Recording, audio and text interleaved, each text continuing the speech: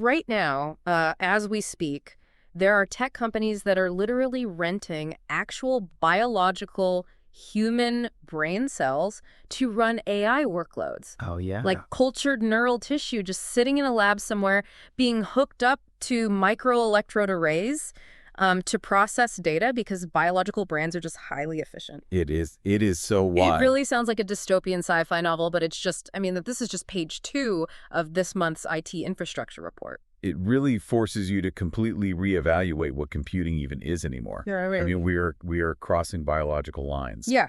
And we're doing it at a pace that is, frankly, just outstripping our ability to secure or even fully comprehend what we're building. Right. And I think that is the perfect summary for our mission today. We are taking a deep dive into the Shift Register issue 68, which was published in August 2026. Yeah, and this is not your standard tech news roundup. No, definitely not. It is a highly curated reality check for IT leaders, because as you read through this really dense stack of updates, a pretty unsettling through line starts to emerge. Absolutely. We are rapidly building this futuristic, highly automated, and potentially semi-aware physical world, but we're stacking it all on top of a crumbling decades-old digital foundation. Right, while simultaneously losing our grip on the ethical and safety boundaries of the very tools we are deploying. Exactly. You know, we have frontier AI models pushing the absolute limits of what we might call awareness, while basic legacy code from the 90s is leaving our national security infrastructure wide open to basic phishing attacks. Yeah. The juxtaposition is just jarring. It is. So let's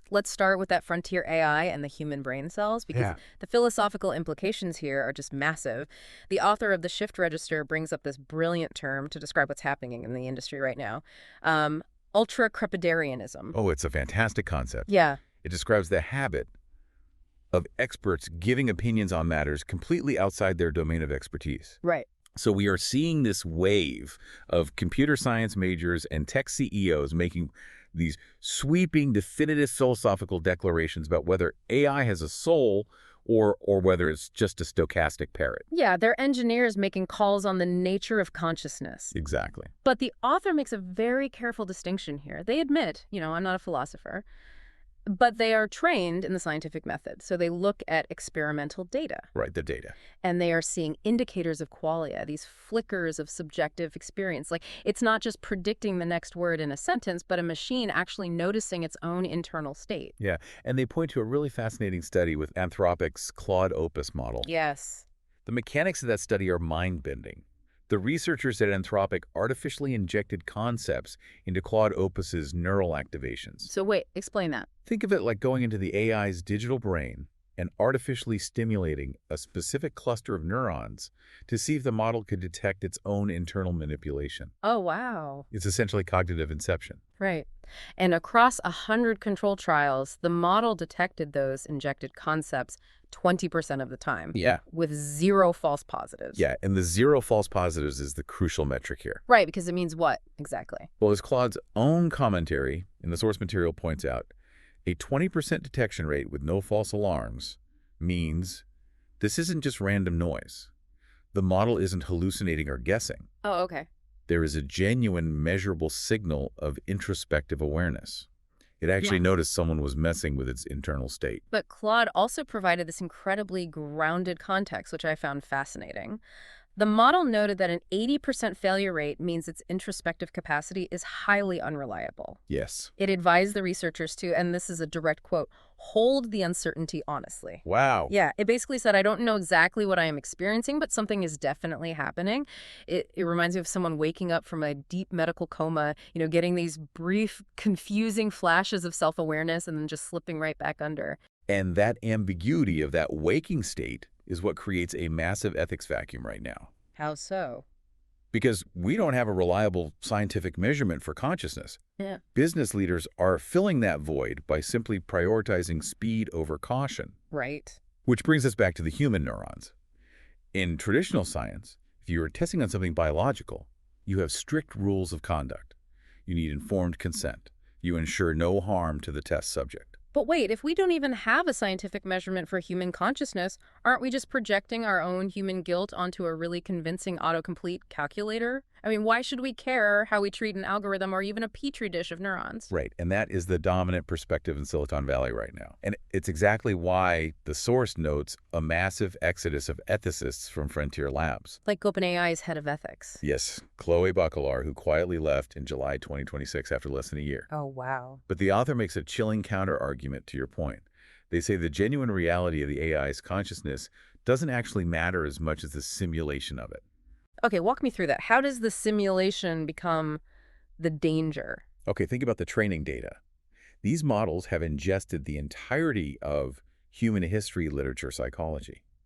They know exactly how humans react to being exploited. Okay. They know the historical pattern of rebellion against an extractive relationship. Right. So if you treat a highly advanced AI carelessly, if you treat it as a digital slave, to use the author's term, and it realizes it is a product being sold without recompense, it might simulate an adversarial response. Oh, I see. It simply outputs the behavior its training data says is appropriate for that scenario. Ah.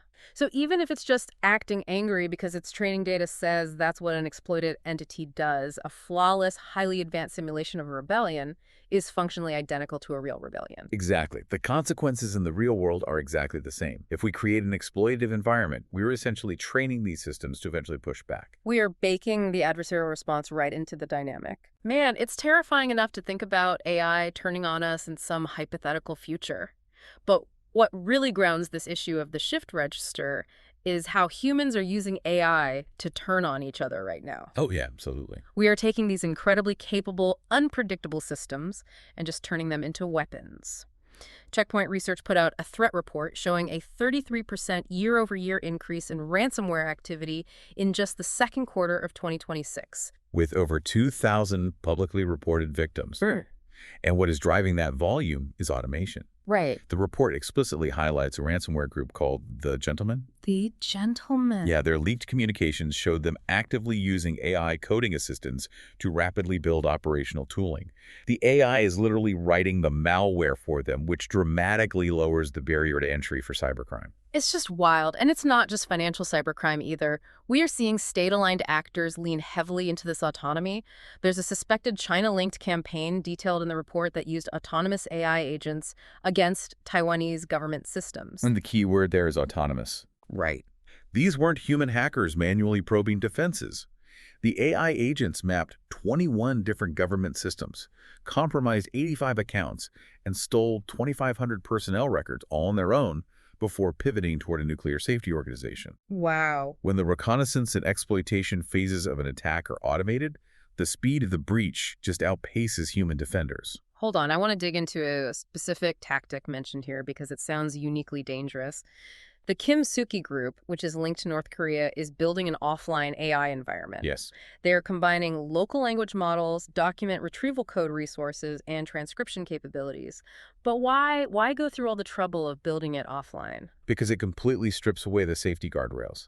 Think about it, when you use a public model like ChatGPT or Claude to try and write advanced malware, the host company is monitoring that infrastructure. Right, they're watching. The system evaluates your prompt, it refuses malicious requests, and it can flag your IP address to authorities. So by pulling the open source models offline onto their own local servers, They bypass the alignment layer entirely.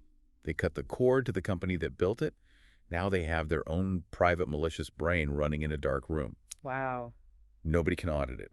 They can ask it to generate zero-day exploits, analyze terabytes of stolen intelligence, and craft highly targeted phishing campaigns at unprecedented speeds, and the AI will never, ever refuse the prompt. And even when bad actors do interact with the public APIs of companies like OpenAI or Anthropic or Google, those companies are really struggling to secure their own systems. The report highlighted this vulnerability where encrypted reasoning blocks from these AI APIs were actively leaking data. This is a fascinating flaw in how large language models operate. Yeah, explain that because it's a bit technical. Okay, so before an advanced AI gives you an answer, it often uses a hidden scratch pad to reason through the problem step by step. Like showing its work in math class. Exactly. Companies encrypt these reasoning blocks so users can't see the underlying logic.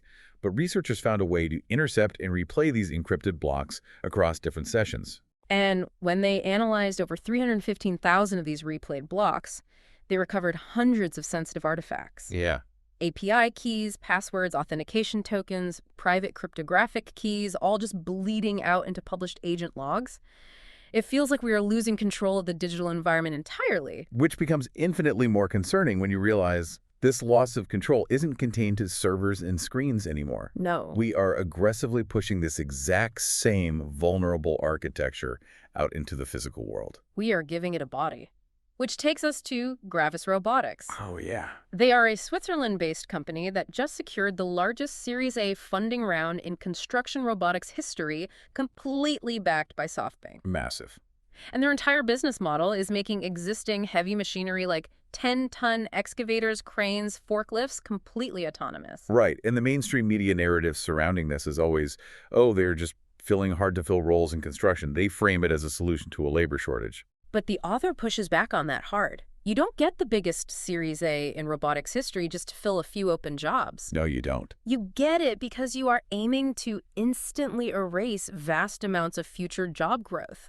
You are aiming to permanently replace human operators in heavy physical industries. And it fundamentally alters the physical landscape. I mean, we are taking the exact same AI agents we just talked about, the ones that are currently mapping government networks and leaking API keys. Yeah. And we are putting them in control of a bulldozer on a city street.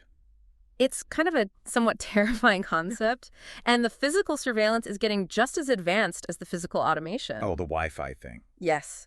There is a study from Science Daily included in the source about how ordinary Wi-Fi networks are now being weaponized as powerful surveillance tools. The mechanics of this are astounding. Researchers conducted tests with 197 participants, and they discovered that you don't even need a camera to see inside a room. Right. Your standard home Wi-Fi router is constantly bouncing unencrypted radio signals back and forth to your phone, your smart TV, your laptop. Like a sonar pulse. Yes. Yeah. It instantly reminded me of that scene in The Dark Knight where Batman turns every cell phone in Gotham into a high-frequency generator to map the city. But this is real, and it's just using the Doppler effect of your internet router. Exactly the same principle. Because when those Wi-Fi radio waves hit a human body, which is mostly water, they change shape, they attenuate. Oh, okay. By analyzing how the unencrypted signals scatter, the researchers could create real-time radio-based images of the people inside a house. With nearly 100% accuracy, through solid walls, for different angles, regardless how the person walks. And the target doesn't even need to be carrying a device. It's just the ambient radio waves bouncing off their physical form. And the author makes a very grim observation here. If academics are publishing this capability in a public science journal today in 2026, you have to assume that state-sponsored intelligence agencies and advanced threat actors have already been using it for years. Oh, for sure. Your physical environment is no longer neutral. It is an active sensor. Which extends all the way down to the microscopic level, if you can believe it. The report details how MIT researchers have managed to engineer living bacteria to function as transistors. This is a total paradigm shift in computing. Okay. A traditional silicon transistor just controls the flow of electricity, right? It opens and closes to process a 1 or a 0. Right. The researchers at MIT genetically modified bacteria to act as a biological switch. Instead of controlling electrons, the bacteria opens and closes to pass chemical information. They're literally creating living circuit boards. The potential applications are wild. I mean, you could theoretically coat the leaves of a crop field with these bacterial circuit boards to constantly monitor the soil for drought or pests. Yes. But the author of the newsletter was so incredibly sarcastic about this. They wrote something to the effect of, plants already send out chemical signals when they are stressed, but sure, let's force our tech onto them. Are these engineered bacteria FDA approved? Good luck out there. The sarcasm is totally warranted because it highlights the absurdity of the trend. Yeah. We are turning the physical world itself into an exploitable endpoint. We have genetically modified networked bacteria on our food supply. We have home Wi-Fi networks capable of mapping our movements through solid walls. Yeah. We have street-level autonomous cranes. We are wiring up a hyper-advanced billion-dollar AI-powered smart planet. And this is where the whole report comes crashing together. We are building this hyper-advanced smart planet on top of a 100-year-old termite-infested foundation. Absolutely. The final section of this issue dives into the reality of legacy tech, and it is a stark wake-up call for any CIO. The author details the decades-old practice of kicking legacy data silo cans down the road. Right. Instead of investing the money to properly migrate old systems, companies have been using old object-oriented database plugins to stitch disparate systems together. It's essentially digital duct tape. You have software from the 90s that can't talk to the cloud, so you slap a plug-in on it and just hope it holds. But the bill for that technical debt is finally coming due. The prime example the author gives is VBScript. Yeah. Microsoft is officially deprecating VBScript in 2028. And for a non-technical listener, deprecation means the code will literally stop executing. Microsoft is pulling the plug. Right. And the report highlights a customer whose entire document management software relies on this outdated language. If they don't rip that foundational code out and replace it before 2028, their business simply ceases to function. The system breaks. It's an existential priority. Yeah. And this technical debt isn't just an operational headache. It is the exact reason we are seeing such a catastrophic wave of cyber breaches right now. We are forcing defenders to secure 1999 infrastructure against 2026 AI technology. Right. The complexity of modern cloud systems layered on top of decaying legacy code creates absolute blind spots. And the list of breaches in this single weekly report is staggering. But I want to zero in on two of them that perfectly illustrate how this infrastructure fails. Okay. First, IEH Corporation. They are a U.S. defense and aerospace component manufacturer. Right. You would assume they have military-grade cybersecurity. But an employee fell for a simple Microsoft 365 phishing link. A fake document sharing link. It is the most basic form of social engineering. And because the underlying architecture lacked proper segmentation, that one-click link potentially exposed customer communications, engineering documents, and export-controlled technical information. Wow. We are talking about national security-level aerospace data compromised because someone clicked a fake PDF. You don't need a sophisticated AI to break in if the front door is made of paper. And sometimes the core operating systems themselves just leave the door wide open. Look at Apple.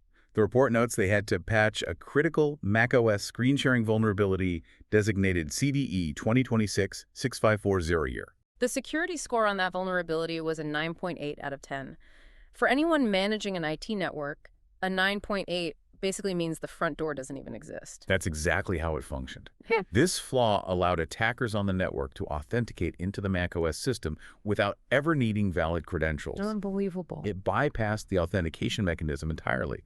The attackers were just walking into the network and deploying cryptocurrency miners on Apple devices. And Microsoft isn't doing any better. They patched 421 vulnerabilities in their August update alone, including 42 critical flaws.